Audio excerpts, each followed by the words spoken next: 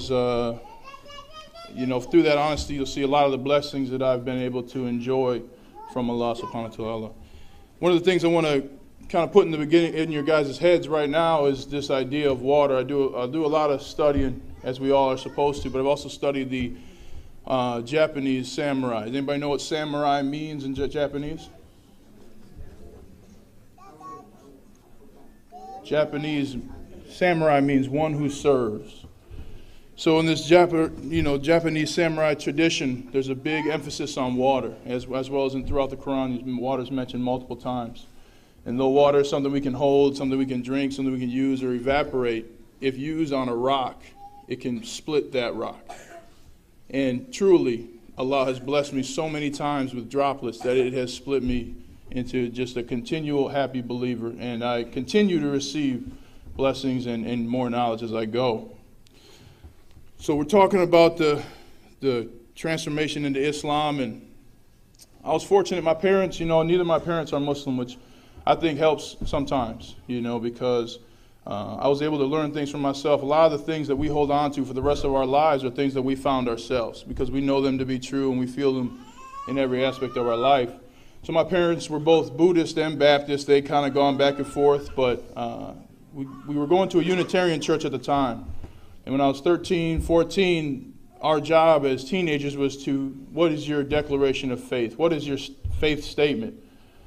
And I don't know about you guys, when I was 13, 14, I was, picking up the cordless phone and calling my friends, hanging out. Some of these guys probably know what a cordless phone is, huh? Young cats. So there's this whole idea of finding your faith. So it's like, okay, well, what do I believe in? And I was going to this, coming from public school, I knew I was going to this Catholic high school. So I thought, hey, what about Catholicism? I check out Catholicism, Christianity, and, Jesus is a great prophet to us, and the whole Trinity thing to me, I was like, okay, yeah, I know I believe in God, but Jesus is God. I don't know, I don't know what that is. When my grandfather's a deacon in the Baptist church, so you can imagine he was laying down some biblical verses and the history of being Baptist and everything, and still didn't really sink in with me. And it wasn't until I was in my 8th grade social studies class, sleeping, unfortunately, in the social studies class.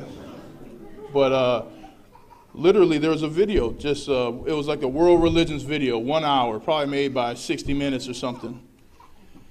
And they say, this is Islam. They believe in one God. Jesus is a prophet. Muhammad is the last seal of the prophets. And they also believe in Moses and Abraham. And it was like just a shock to my system. I was like, oh, that's exactly kind of how I've been feeling. Like, I know Jesus lived because clearly there's an imprint. So I looked into Islam, and it literally felt like God just unzipped my heart and just gave me faith. And I'll never forget that. So I called up my friends, literally on three-way, back in the day when you couldn't do it on your cell phones, young people. But so we get on three-way, and neither of these two are Muslim, but I just knew I was Muslim. I knew then. So I said, Shahadu la ilaha illallah, shahadu anna Muhammadur Rasulullah. They're like, what are you talking about? I'm like, I just took Shahada, They're like, okay, cool. So after that, it was just kind of on me to find out what happened. So being a young guy, not really knowing any direction, I go to this Catholic high school and surrounded by people with faith, and it had an impression on me because, as the Quran teaches us, we have brothers and sisters who are believers in the book. And true believers in the book, they respect your faith, and their faith is in every day of their life. So it was an inspiration to me being around fellow Catholic brothers and sisters because it was in everything they did. It was in everything they did. But at the time, I was just trying to be me, young African-American kid in a predominantly white school. I had a lot of anger. So what I did, I got the silver chain that said Allah in Arabic, rocked that thing hard. Then I went to this interracial conference, and I saw on the list, one of the teachers was Nehra Abdul Wahid. I said, well, that sounds like a Muslim. I'm going to go check it out. Allah, please help me out because I don't know what I'm doing. I literally had a Teach Yourself Islam book from Barnes & Noble, which couldn't be more wrong. I don't even know how that's legally printed. Could be some propaganda. So I go to this conference, and he kind of sees me in the back, because I got the bling on, and he says, hey, man, do you know what that means? I said, yeah, but I don't know what I'm doing, man. help me out. So, alhamdulillah, that was one of the second droplets, I guess, of water on me. And to this day, that man is still my teacher, Nabil Abdul Wahid. He's given me deen and shown me the path and continued to guide me even when I've asked him questions. So, much thanks to him. So then the first experience I had at the mosque, so now I knew I was Muslim, I kind of knew how to pray because I didn't want to go to the mosque and just be standing there, not doing what I should be doing. And it blew my mind, man. It was I don't know if anybody's been to Minnesota, but you've been, so you actually know. We actually have a lot of diversity, a lot of Somali brothers, a lot of brothers from the Middle East. But when I went to the mosque, there was this little one-room mosque in the top of this dilapidated building in St. Paul. And this older Muslim was just teaching this white guy how to read Arabic and just teaching him. And I'm like, wow, that's amazing. I'm like, so you guys friends? He's like, I just met this dude today. I'm like, okay, well, that's pretty cool. And then when we got to prayer, I still remember my first prayer because it was amazing to me. I've never met any of these brothers, didn't know any of them by name, and they came shoulder to shoulder, foot to foot with me. And if you ever pray next to me, I will be touching your feet. So, because that was unbelievable to me.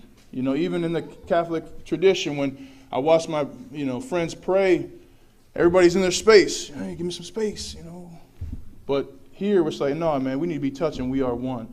That was a profound impact on me. And for me, Islam has really saved me from a lot of different things, really guided me, despite me not listening at times. And everybody, people want to talk about the NFL, but I would not be an NFL football player, not only if it wasn't for Allah subhanahu wa ta'ala, but if it wasn't for the deen. Because through the deen, I've learned discipline and sacrifice. So it made it easy to have discipline and sacrifice for a sport. So through high school now, I'm Muslim. I'm telling everybody, yeah, I'm Muslim, doing my thing. And all of a sudden I got to go to college. Now, I don't know, have anybody of you been on a recruiting trip to a D1 school? Anybody? Raise your hand. Wow. So I needed my deen then, you know what I'm saying? I'm a kid in Minnesota. So I'm thinking about going to Miami and Notre Dame, and Miami knew what they were doing, okay? These people make literally millions of dollars off these athletes. You get a 17-year-old kid from Minnesota to come to Miami in late November. They take me to the beach. I don't know if you've ever been to the beach in Miami. You will need your deen if you go to the beach in Miami. Let me tell you that right now. This is a struggle. So I go to Miami, and hey, they won over a 17-year-old kid, that's for sure. I was happy. I liked the beach. I wanted to be there. And then I went to Notre Dame. And at Notre Dame, it's not South Beach, but there was this wonderful tradition there. And they were playing Michigan at the time. If any of you are thinking about going to the University of Michigan, don't. It's a bad school. Go to Notre Dame. But it was a huge game for Notre Dame.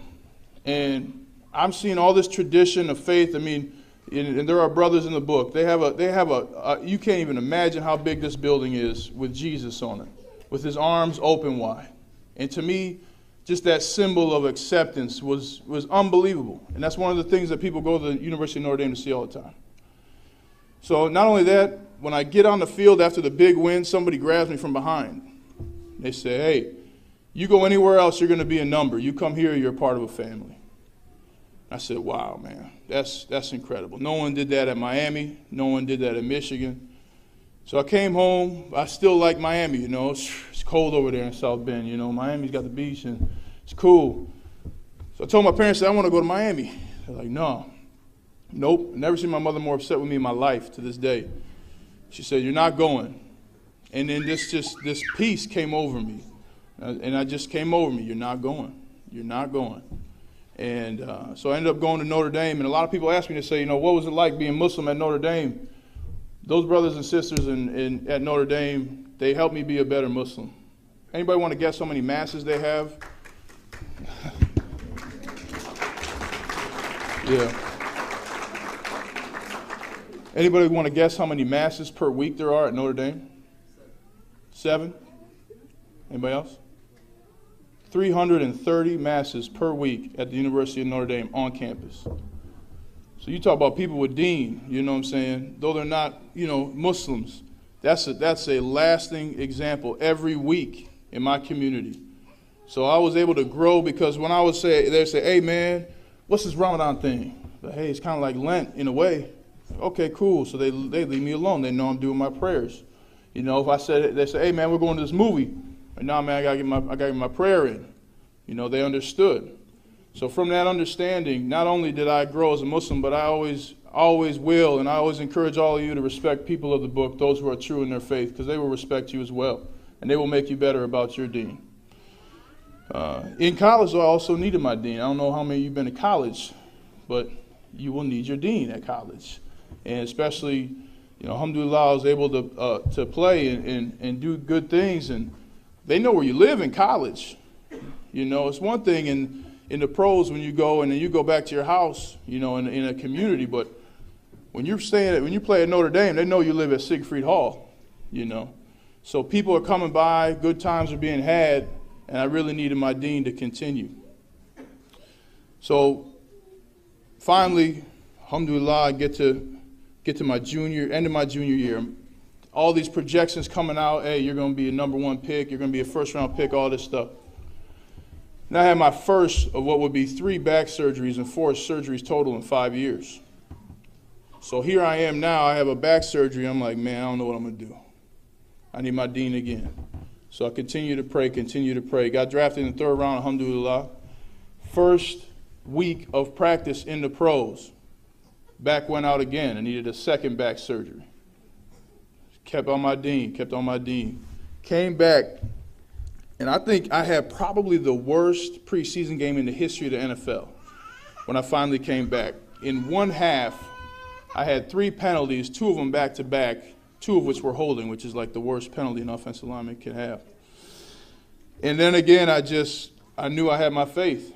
You know, I knew I had the deen. I just kept praying. Allah, please. I have nothing. I fear nothing but you. Please guide me through this. Please give me opportunity again.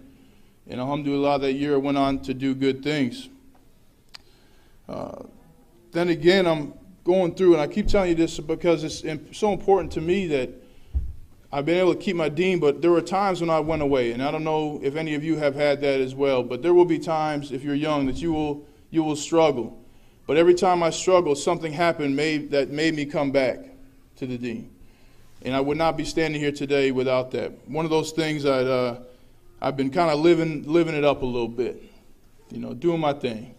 And I was going to the mosque, I was hitting Juma, you know, but I was still, you know, I was doing my thing. And literally, I feel something grab me on my couch. Say, if you do not stop, you will go to hell. We all know who that was talking to me. You all know who that was that grabbed me. So alhamdulillah, I stopped kind of with living the life. And alhamdulillah, the next week, I met the woman who on July 7th will be my wife. Met her at a charity event because I wasn't doing nothing. I said I might as well go to a charity event. You know. Another way that I got kind of that water. And then this recently for me, I finished my 4 years at the Denver Broncos, and I was set to make whatever amounts of money. Okay, and at that time it was important to me. I'm not gonna lie to y'all, man. Making millions of dollars was important to me. It really was.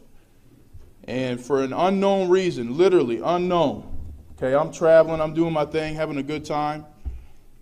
My back gives out again. I have to have my 3rd back surgery. People say to me sometimes, how do you know there's a God? I said, do you think a man with 3 back surgeries would be playing in the NFL if God didn't exist? So here I am, I'm waiting for the money. I can't wait for the money, and it doesn't happen. I have to sign for a minimum contract. Okay, have another back surgery. And now I'm rehabbing, and you go home, everybody's like, so, what's going on with you? What's the deal? You know, well, I came back from that surgery. The day I got out of the surgery table, I came home, I said, God, I will not lose faith. I will not lose faith. And right there, hours after my back surgery, I made salah because it would not break me. It would not break me. Coming back through that whole experience, I'm alone, I'm working out. I don't know if you ever had anybody rehab an injury, torn ACL. It's a lonely time over there. You're just doing little exercises so you can gain an inch in a week or a rep in a month. That's how slow you're moving. I pray to God. I say, God, I continue my faith, and I pray that one day you will help me and I will be back. And just when it was as bleak as possible, I go to the masjid. I'm still going to Juma. And all of us have that time where it says, hey, give up. It's not working. Go to something else. I kept praying, and alhamdulillah, the Broncos signed me back for 2 years. And that's where I am today. So through my faith, it's just been a blessing, to start from a kid who had a silver chain to being here speaking in front of you guys today. And especially for the youth, I just encourage you to stay on the deen no matter where you are. And make sure that you talk to somebody older, somebody like myself or somebody in your community, because we all in here know the power of Allah subhanahu wa ta'ala. And I'm so blessed and happy, and I'm so happy that I was able to share this story with you today. So thank you very much.